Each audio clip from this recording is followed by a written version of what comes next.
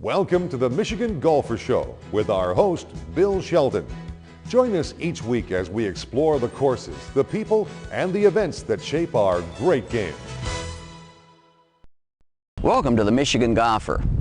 On this edition, we have traveled to our neighbor state of Indiana to feature two of the state's premier golf venues, Birck Boilermaker Golf Complex at Purdue University and the historic French Lick Springs Grand Resort. First, Doug Hill, Director of Golf, and Jim Scott, Course Superintendent, tell us about Purdue's two golf courses, the Ackerman and the Campen. Hello, and I'd like to welcome you to the Birck Boilermaker Golf Complex at Purdue University.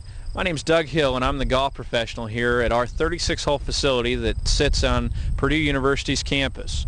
We have two very unique golf courses at our facility. One is our new Pete Dye designed Campen golf course and our Ackerman Hill golf course as well. Both are 18-hole courses and offer a challenge to all the golfers around the world. What I'd like to do is I'd like to introduce as well to you Jim Scott, our golf course superintendent, who has taken care of both these courses for the past 6 years and also was a main contributor in the project of building the new Dye Campen course. Jim? Thank you, Doug. Here at Birck Boilermaker Golf Complex, we have 36 holes. The Ackerman Hills course consists of 18 holes, bluegrass fairways, bluegrass tees, and bent grass greens with bluegrass roughs. The Pete Dye designed Campen golf course is bent grass tees, bent grass fairways, and bent grass greens with the bluegrass rough and a fescue outer rough that we do not maintain. We also work very hard here to maintain our environmental stewardship with a lot of different tests and trials going on. A lot of things with the campus we're involved with also to make sure that we're doing things correctly. One of the questions that we get asked a lot of times by our patrons is what makes this Dye golf course different or the same as all the Dye golf courses that you'll see. One thing that Pete did was working with students to build this golf course. He made some interesting discoveries and ideas that he tried out here that he might not have tried at other courses, but there are a lot of similarities that you'll see that you've seen at his other courses. For example, if you look out here over at our third hole, you can see that Mr. Dye has set up waste bunkers out here on the right side of the fairway there that play off of the golf course to make you challenge you to hit the fairway, but you can ground your club in those waste bunkers, so it makes it very playable for you so you can have an enjoyable round of golf. You fans might be interested to know that our Campen golf course is hosting the 2003 Women's NCAA Championship, and the reputation that the course has been able to build in a short period of time has been able to get us that bid for that championship. So hopefully we'll see you out here with your Spartans and your Wolverines along with our Boilermakers, and we can really challenge for that national championship in 2003. After the break, we'll be back to take a look at the famous French Lick Springs Resort. This edition of the Michigan Golfer is brought to you by the Greater Lafayette Convention and Visitors Bureau. Let's listen to this message. Hi, welcome to Greater Lafayette. I'm Rachel Sayer with the Greater Lafayette Convention and Visitors Bureau, and we have some great golf stay and play packages for you. We're only about 2 hours south of Grand Rapids, Kalamazoo, and Lansing, Michigan, so we're an easy drive to come play. We have great courses including the Pete Dye designed Campen course as well as the Hale Irwin designed Coyote Crossing. We have numerous accommodations to fit any budget and great stay and play packages. You can check us out on the website, and we'd be happy to assist you at any time. So come down and play and you'll have a terrific time. Settled more than 200 years ago by French fur traders, the French Lick Springs area of Indiana was one of the earliest outposts in the Midwest.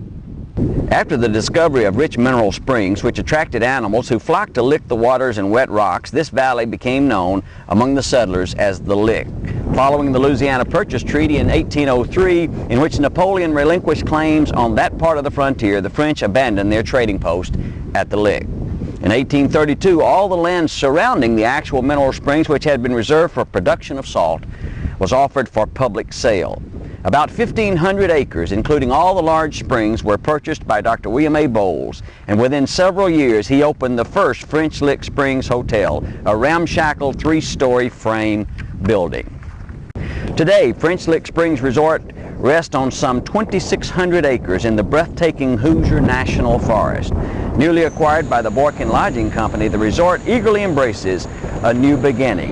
The current facility includes 470 rooms and boasts 2 superb golf courses. Badminton, volleyball, horseshoe, shuffleboard, and many other activities await the guest. A rich and colorful history included such famous names as John Barrymore, Clark Gable, Bing Crosby, President Roosevelt, the Trumans, the Reagans.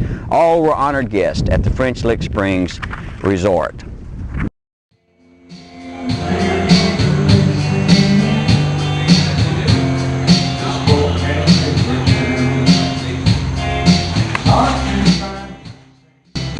Walks around the hotel garden will lead you past the famous gazebo which houses the Pluto Mineral Water Springs. Each turn in the garden path reveals more color and a relaxing atmosphere.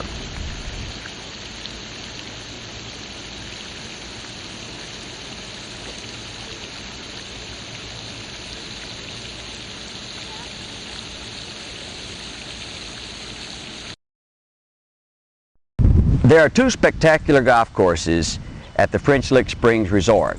The Valley Golf Links course, in place since 1907, offers breathtaking scenery, the perfect course for intermediate golfers. The Donald Ross designed Country Club Hill course features the Masters trademark hill and valley and rolling springs for an unforgettable golf experience. To tell us about the course is Dave Harner, Director of Golf. We're standing on the 16th tee at the French Lick Country Club, or French Lick Hill course, and it's our shortest par 3. This hole's been restored to the original Donald Ross design. Ross designed the course in 1919. It was opened in 1920.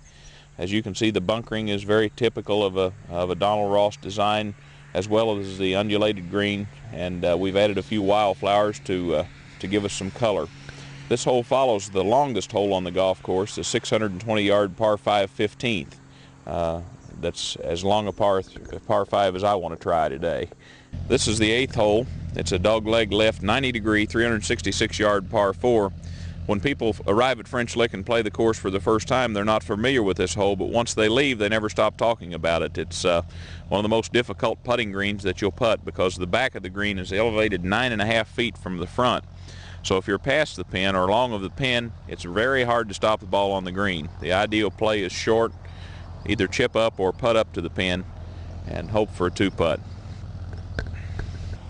For those who are not up to the challenge of championship golf, we also have our Valley Golf Links, which is adjacent to the front steps of the resort, about a 6,200-yard golf course that was designed in 1907 by Thomas Bendelow. It's a fairly flat links-type golf course with small, fast greens.